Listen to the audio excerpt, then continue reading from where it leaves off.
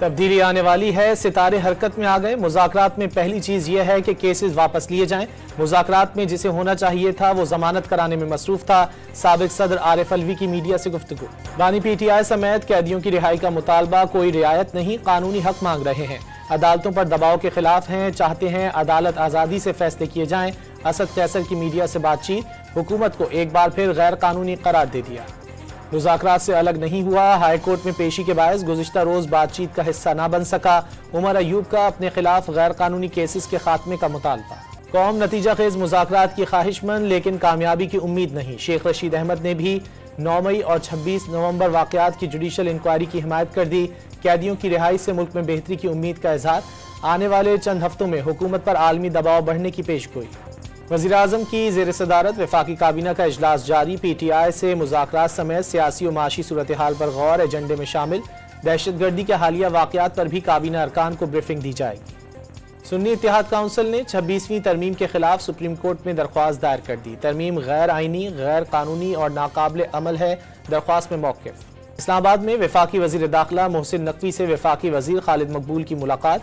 हर आने वाला दिन पाकिस्तान के रोशन मुस्तकबिल की नवीद सुना रहा है। वज़ीर दाखिला की जानिब से दावा किया गया, पाकिस्तान की तरक्की की राह में रुकावटें डालने वालों को आवाम की कोई परवाह नहीं। खालिद मकबूल सिद्दीकी का ख्याल। पेशावर हाईकोर्ट में सेनेट इंतखाबात न होने के खिलाफ दरख्वास्त पर समाअत। इलेक्शन कमीशन को जवाब जमा कराने के लिए 16 जनवरी की मोहलत। पहले हुकूमत सेनेट के इंतखाबात नहीं करने देती, अब इलेक्शन कमीशन नहीं कर रहा। चीफ जस्टिस के रिमार्क्स।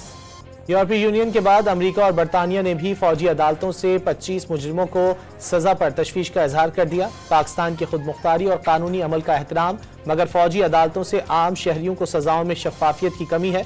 बरतानवी दफ्तर खारजा का सूरत हाल पर मुख्तसर बयान। अमरीकी महकमा खारजा ने भी शफाफियत पर सवाल उठा दिए।